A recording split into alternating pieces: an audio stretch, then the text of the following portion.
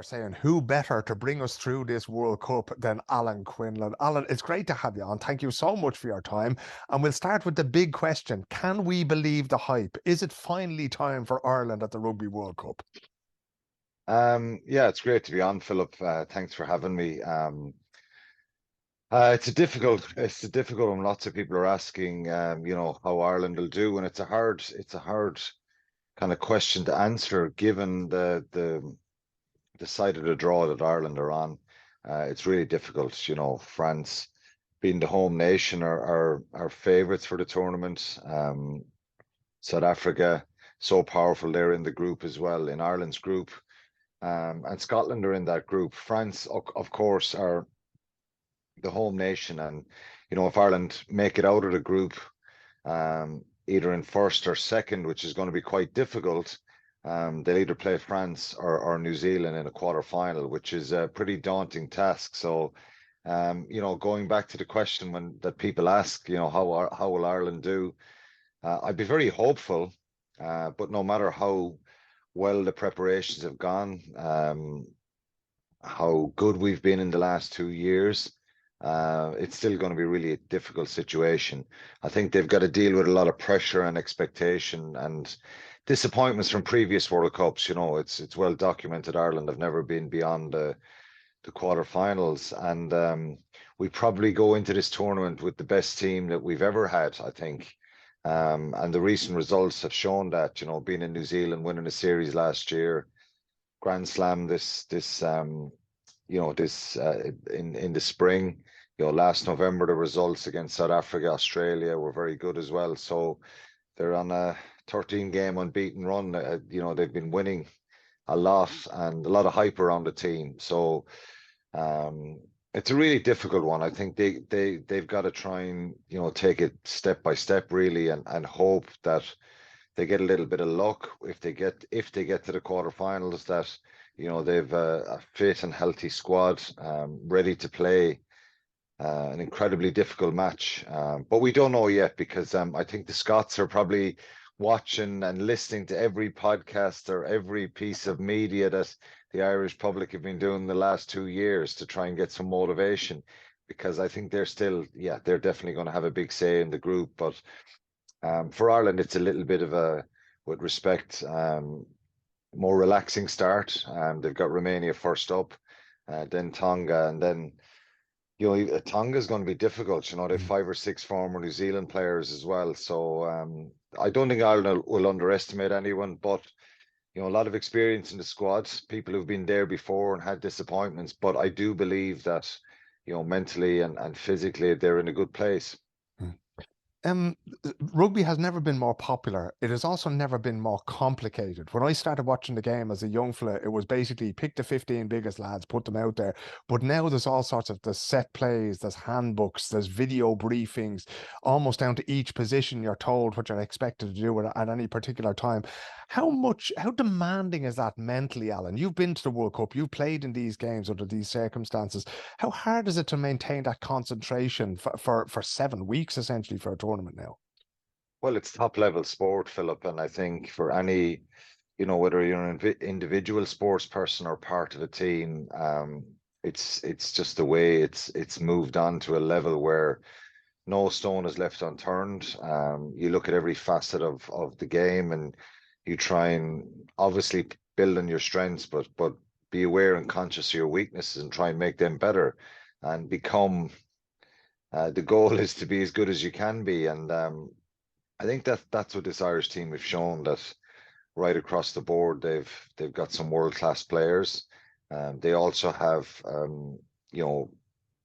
they're very, very skillful and very, very balanced in what they do.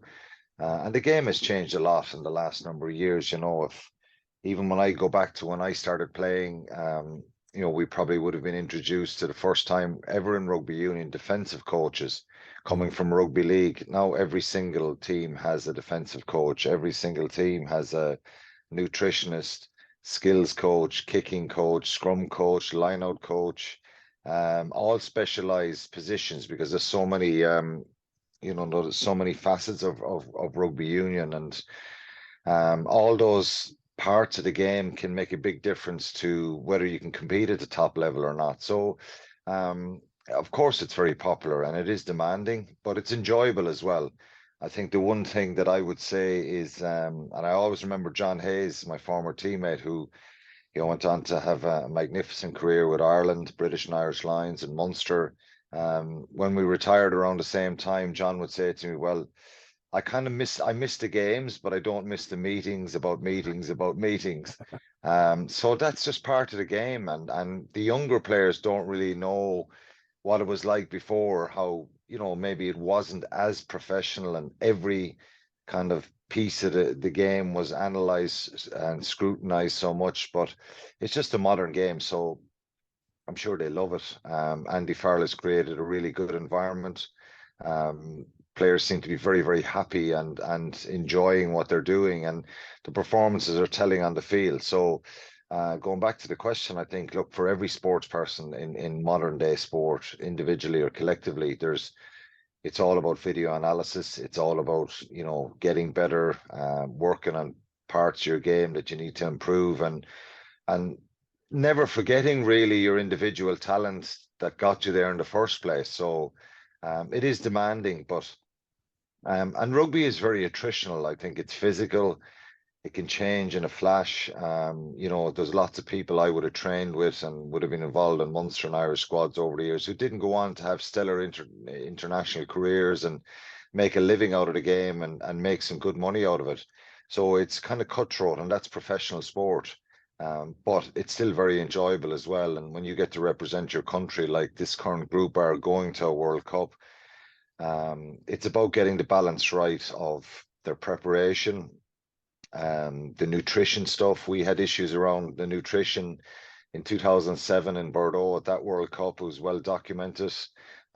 We had to bring a chef in after a week or two just to kind of prepare the food and meals. And it's not that you're in a position where rugby players are looking for any sort of a special diet, but it's just the quantities and the type of food that you need at that level, to get the right nutrition and stuff. And that wasn't accommodated for or sorted when we got to the hotel. But the current group, I think the past mistakes will certainly help this group in their preparation. And it's a very rewarding place to be if you're in a World Cup with your national side. But of course, it's been lots of disappointments for Ireland. Like I said, they'll be very mindful of that, this current group, and also mindful of the fact that they're world number one. So there's added pressure. We've never been beyond the quarterfinal. And that's the intriguing part for me, how they'll deal with that. I'm sure they won't shy away from the fact, and they would love to be there for the full 7 weeks. I always think back to South Africa in 2019. They were the first team in Japan. They were probably away from their families and away from home for over 2 months. And you got to make those sacrifices. It's very difficult. Lots of players and all the national teams will be leaving their partners, wives, young kids at home and leaving. And that's difficult. You're going away playing for a cause and representing your country, but ultimately it's all worth it if you can get the best out of yourself and be successful. There's 48 teams, only one team is going to win it. So, sorry, not 48 teams, it's 48 matches. And one team is going to come out on top in the end and have that joy and euphoria of being the champion. So South Africa did that in 2019. You saw the reaction they got when they came home with a trophy. And I think in Ireland, we shouldn't kind of be afraid to mention what would possibly happen here and the reaction and the effect it would have on the country. But it's a mammoth task. And as I said, South Africa, France, New Zealand, they're probably slight favourites ahead of Ireland. So the world ranking doesn't really count for much. It probably brings a little bit of pressure, but Ireland are right up there. There's probably 4 teams that everybody's picking, saying that one of those 4 will win it, and Ireland are one of those teams. It is. It's a nice position to be in. I go back to the time when the likes of Simon Gagan was playing, and you know he was a brilliant rugby player, but we didn't really have the team around him. Now we have a whole squad of fellas of that level of skill and physique and talent and that. But just one question I want to ask you, because all this preparation, all these meetings, the conference rooms are nearly as important as the hotel rooms when you go into this camp now and you go into this tournament. But as Mike Tyson famously said, everybody's got a plan until they get punched in the face. How much is it on you as a player to react to the game, or do you sort of are you receiving instructions all the time on the field from your captain, from the coaches to say, "Oh, you need to be doing this, Alan. You need to be doing that. You need to be doing this at the breakdown." Well, it goes back to Philip, what we were speaking about a minute ago, and that the preparation and the analysis of the opposition and trying to know what they can do. You can't cover every avenue, Mm. and sometimes individual talent or form on the day a team can do something special. Somebody can make a mistake, but all you can do is try and control yourself. So it does come down to the analysis of of how you prepare and the type of game plan you're going to implement. Um, and it's lots of people use that terminology from Mike Tyson. Everybody has a plan till you get punched in the face.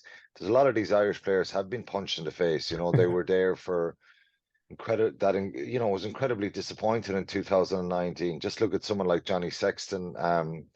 He's getting one last shot at this. You know, he'll not play rugby again after this tournament. So he's had obviously great joy and success in recent times. And you know, I was down in New Zealand to see how excited, and the achievement was incredible, winning that series last summer. And I was envious. I was saying, God, I wish I was that happened to me in my career. So they've had special moments as well. They've won Grand Slams, they've won championships, they've had great joy playing at home.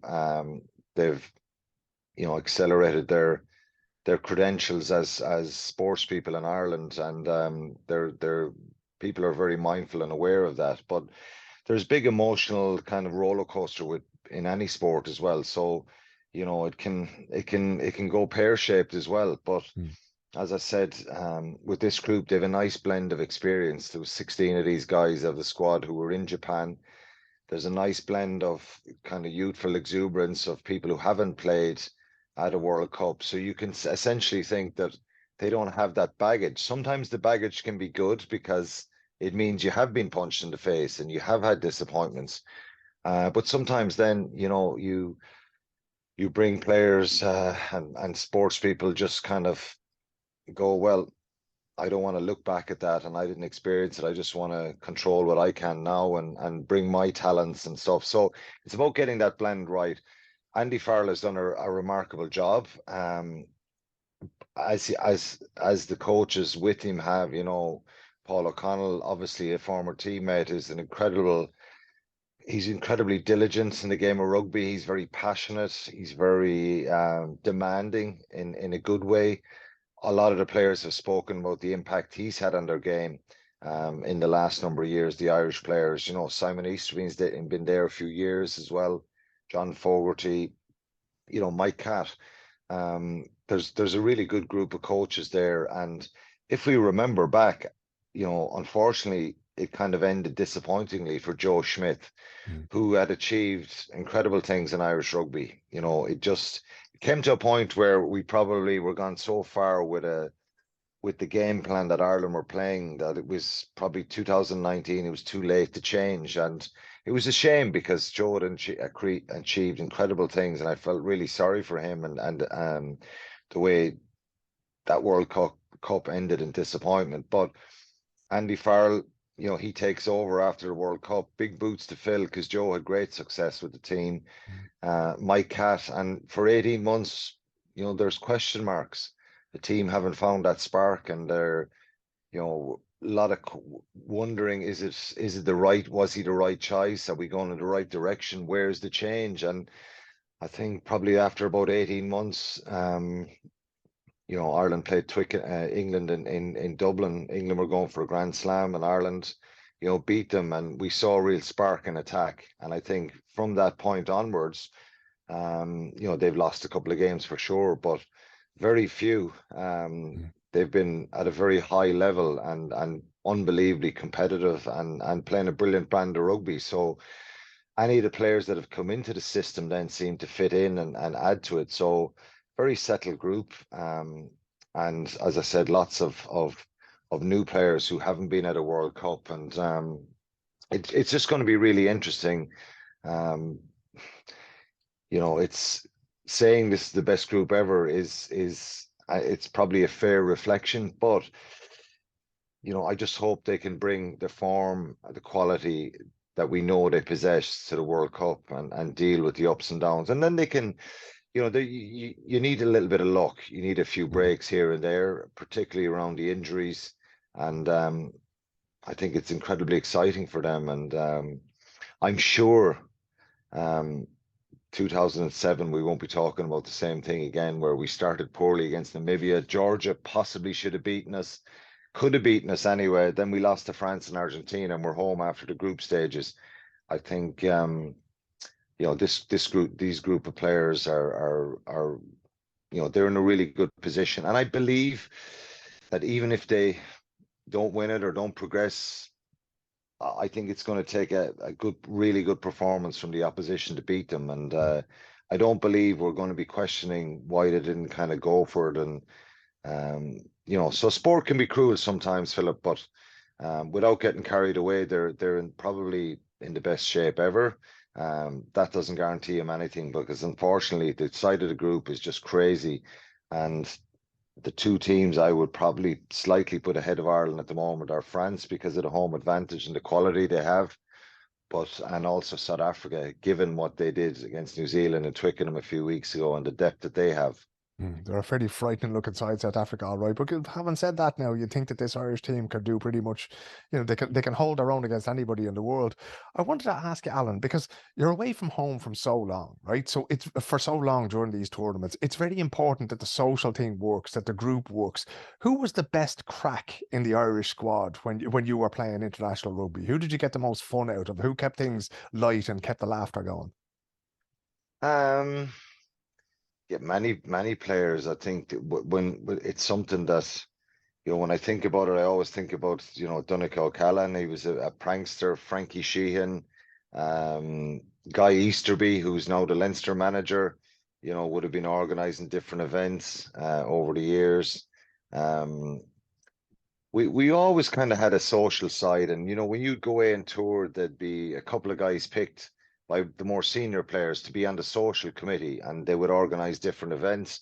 So for this group of players now in France, I think even today, I was reading somewhere there that I think they have a day off today and the Wednesday and or on the Tuesday. They have a day off anyway, and you'd probably train 2 days, a down day, and then kind of prepare towards the weekend in any given week.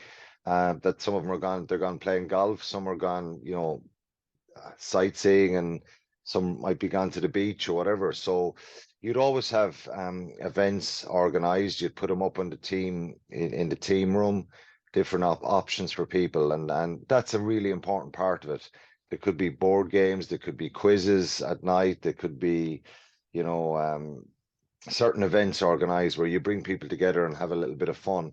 And that is really an important part of it. It's always happened in my time when we go on tour, summer tours, or going to a World Cup like this. And it's no rocket science. Every team probably, it's the probably downtime and being in a hotel for that period of time and being away from home, that you try and build a bit of team spirit and have some fun and some get-togethers, that people kind of come out of their shell a little bit. They certainly won't be going kind of, having drinks during the week or anything like that. That's not going to be the case here. But it's social stuff like a game of golf or going to the cinema or going, having quizzes in the hotel or stuff like that. Sounds quite boring, but it's a bit of crack and people participate. And then maybe if they, after their first game, they might have a couple of beers back in the team hotel or go out, but it'll be very calm. I suspect it'll be very calm as regards any sort of socializing for, until you progress on in the tournament. And even at that, I think Ireland have 2 weeks off after they play the South Africa game. So it could well be that they might go for a few beers on the Sunday with the whole squad, a bit of a get together. Maybe they'll have the families over there, stuff like that. All those things are really important. And we did it in France in 2007. We probably were in a bit of a rut. In the third game, we went up to Paris and lost against France. And on the Sunday, we ended up having a few beers together. And it gave us a little bit of a lift as regards, putting things in perspective. And it's not the end of the world, that's just life, isn't it? It's not life or death. But it's incredibly important, and it's really, really important, that social side of it as well. And you might have somebody who takes the mic in the bus going to training, back from training, and calling up singers and stuff like that. And you'd have a little fines committee for people who might have the wrong t-shirt on or late for training or whatever the case may be, or and all those things and little games help have a little bit of fun and crack amongst the group. You mentioned, of course, Donegal Callahan, who's a world famous practical joker. Did he ever do anything in your time, Alan, that somebody sort of got annoyed with him over or wanted to give him a dig over? Not really, I think. No, he was just a practical joker, and it was never anything that was offended anybody or kind of put anybody out. I think if we were having drinks, Donegal would dress up as somebody else, or dress up as Santa Claus, or dress up as a woman, or dress up as, I don't know. He could do anything. One time we were away, this wasn't with Ireland, we were away with Munster in one of the pre-season kind of get-togethers in Brafey House in Mayo, and there was a team meeting going on with the backs. The forwards had just finished, so there was a team meeting, and there was some ducks outside the door of the hotel or the team room, and he kind of got some bread and started throwing breadcrumbs and walked the ducks into the team meeting of the backs. And so it's all very small, simple, funny things like that. Donegan never took a drink, so he was never out on a night out and drunk and doing any kind of messing around that. He was usually minding people, actually getting them to go home. Himself and Stringer never took a drink, so they were usually the ones that made sure we all got into taxis and got home safe and sound, and were up for meetings and stuff in the morning. So nothing that ever offended anyone anyway. You were a lucky man to play so much of your career alongside those two boys because they could look after you. What do Ireland have to do well on the field? For people who don't watch rugby on the analytical level that you do, what should they be watching out for when they play against Romania and Scotland and South Africa? It's a little bit different. Obviously, the level of opposition you play, I think it's very important, and it sounds very obvious, that they don't underestimate Romania or Tonga in any way. I don't think they will. I just don't think it's in Andy Farrell to allow his team to kind of go in with a relaxed attitude and say, well, we're going to build a big score here. In 2003, I played against Romania and Namibia in the first two games, and we were pretty determined to start well. We had a good win against Romania, good score line, same against Namibia, and we started that tournament really well. Then we had Argentina in the third game. We beat them, which was such a crunch game, and then barely lost to Australia, which put us in the quarterfinals against France, and that was disappointing. So I just think back to 2003 and 2007 that, you want to try and build a little bit of momentum. They're not going to show their full hand against Romania and Tonga, with respect.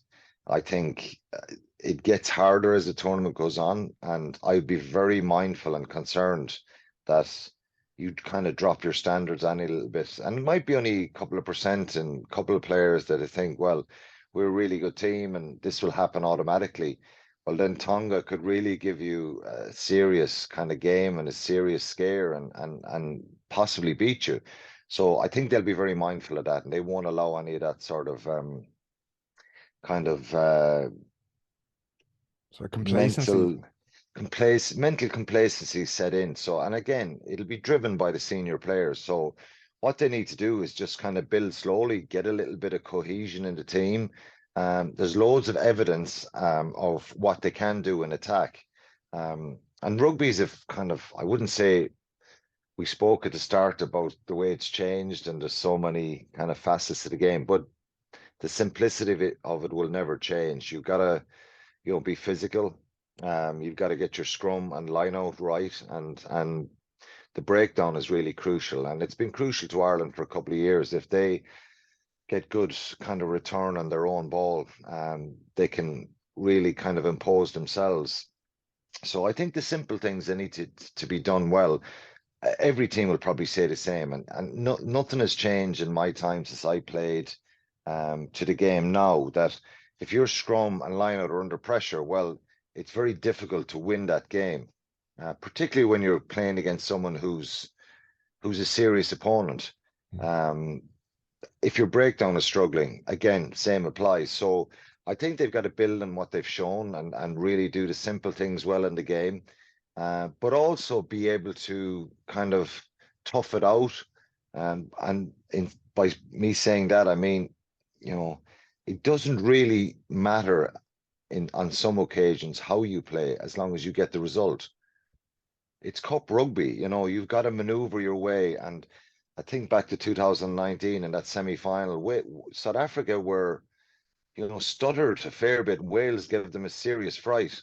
They won the game by a small margin, but then in the final, they changed gears and they brought a, you know, 10 out of 10 performance. So Ireland have just got to get the job done as best they can for each game, and really kind of. I do think they'll probably have some things held back. We've seen many times in the last number of years these kind of exceptional strike plays. But if their set piece is good, I believe they have the quality.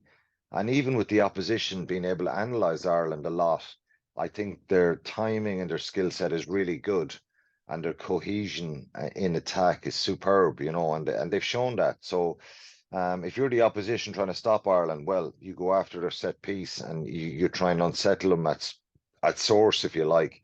So I think that's the area where Ireland really need to focus on, and not be afraid to kick the ball a little bit as well, because we probably overkicked in 2019 leading into that, and we were, you know, relied on kick retention, kick for territory, forcing the opposition into make mistakes. And like I said about the cup rugby thing, sometimes we just got to be a little bit pragmatic.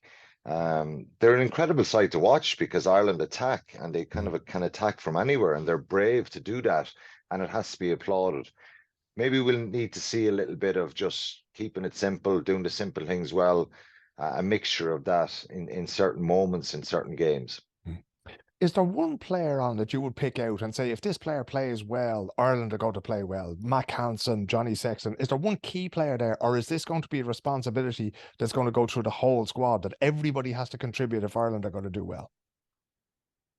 The thing about this Irish side, Philip, and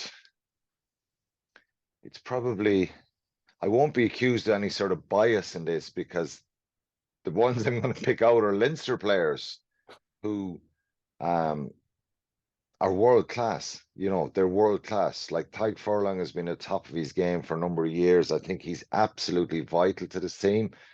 We saw Finlay Bealham coming in the Six Nations and do a really good job.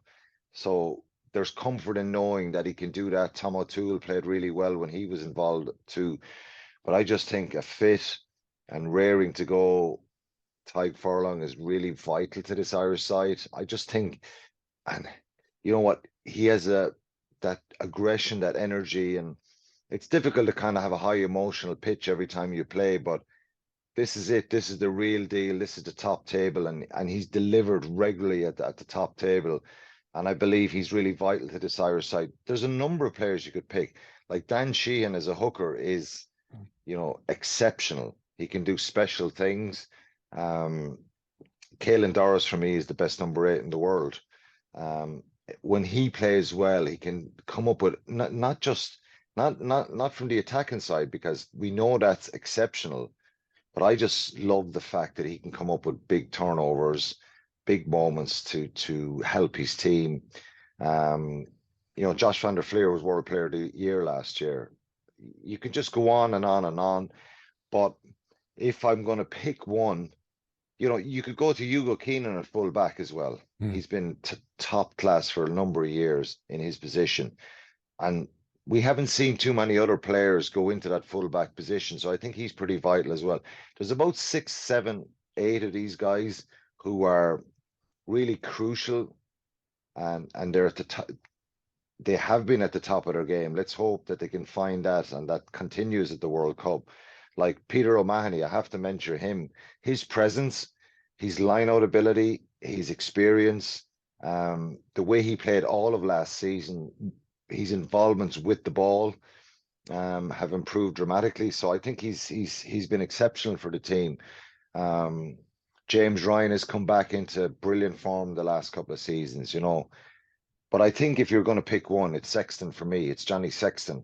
Um, can we cope without him? Well, we've seen that we have done, but it's not exactly the same. We're going to have to cope when he finishes after this World. Jack Crowley and Ross Byrne. I think the level has increased from both those players, which is really encouraging to see.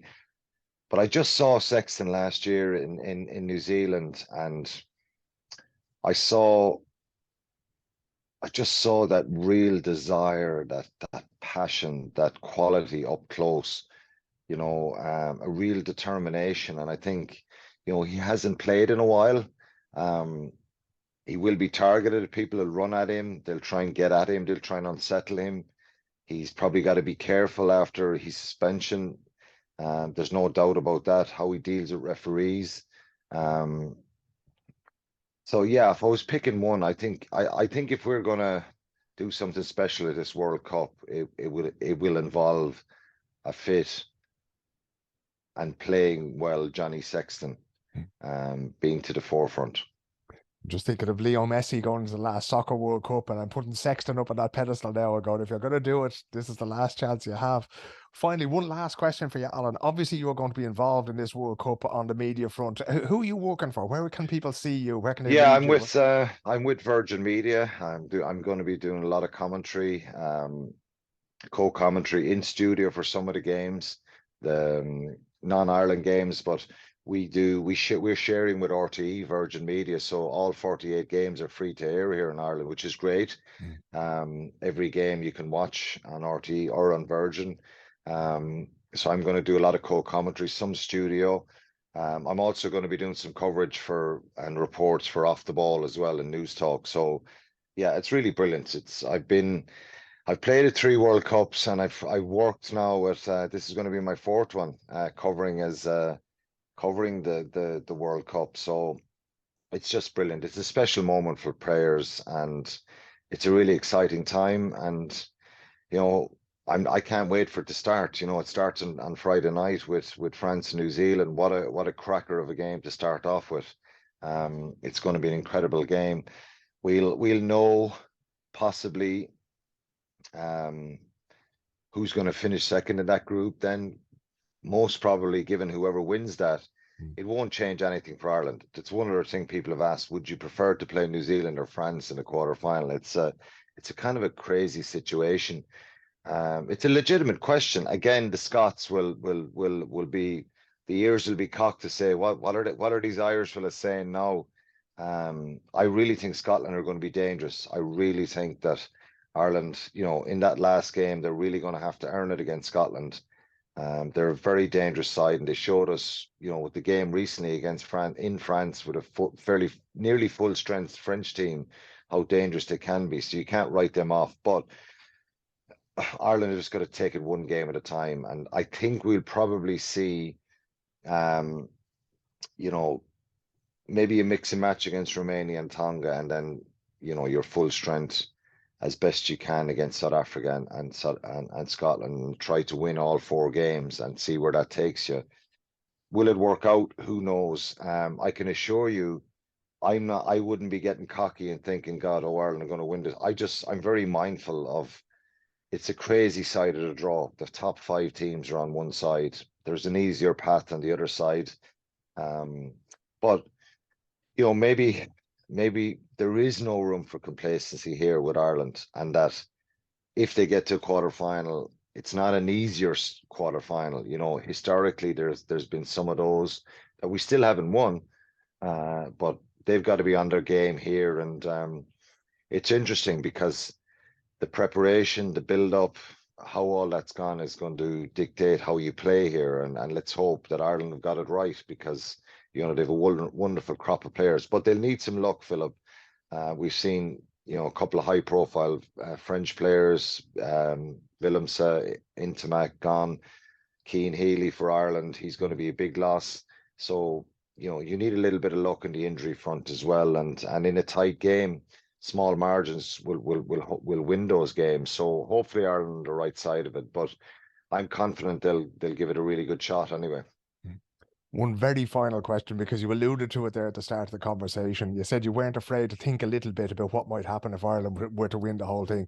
What would it mean, Alan, if after all these years, all the highs, all the lows, never getting past the quarter final, if we won the Webb Ellis Trophy?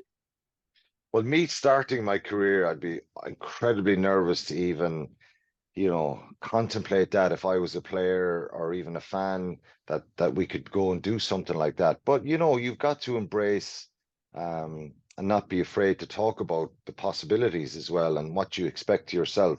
I think this Irish team will expect high class performances, and they'll put pressure on themselves. And that's not being cocky.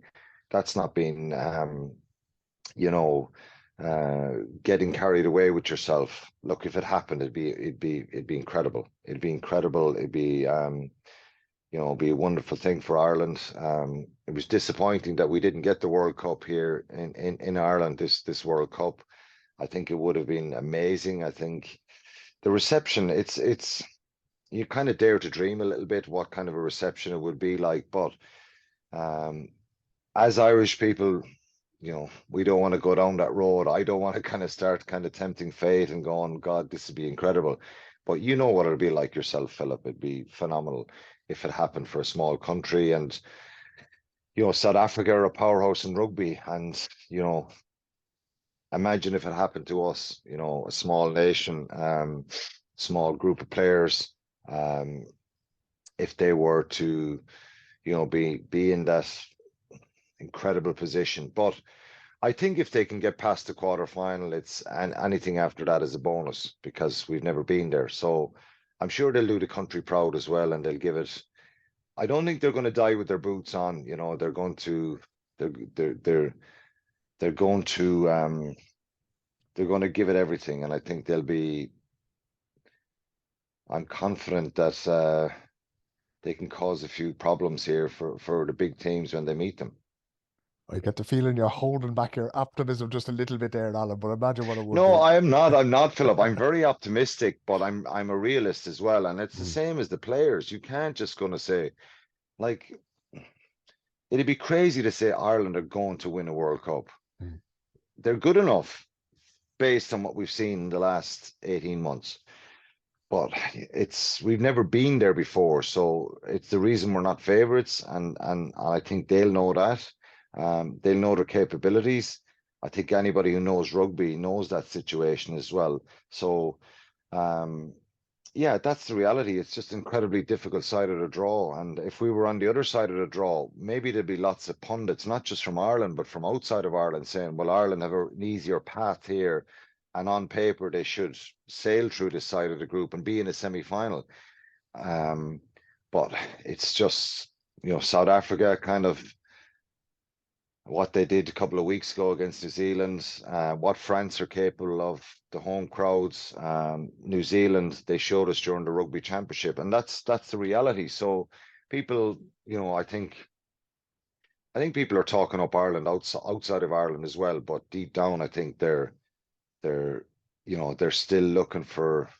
They just don't think Ireland can do it. So we'll wait and see. It's a big task, and maybe they'll go somewhere beyond the quarterfinals we've never been. And I think if they go to that position, get that monkey off their back, well, then I'm not sure many teams will fancy playing Ireland in a semi-final if it gets to that stage. But who knows? It's very difficult to win trophies, Philip. You know, with club level or anything, in you know, no matter how good you are, how well you're going, you've got to get it right on the day, and that's what they've got to do over a 7-week period, and hopefully they'll see it out till the end and continue and progress in the tournament. If they don't, I don't think they owe this they don't owe us anything because, you know, they've achieved incredible things in the last few years. But I just think it'd be lovely for the players themselves, this current group, and really good for Irish rugby if they were to progress and challenge for the trophy. And at this stage, I cannot wait for it to start. Thanks so much for your time, and we might check in with you again at some point during the Rugby World Cup. But for now, thanks very much for joining me. My pleasure, Philip. Thank you.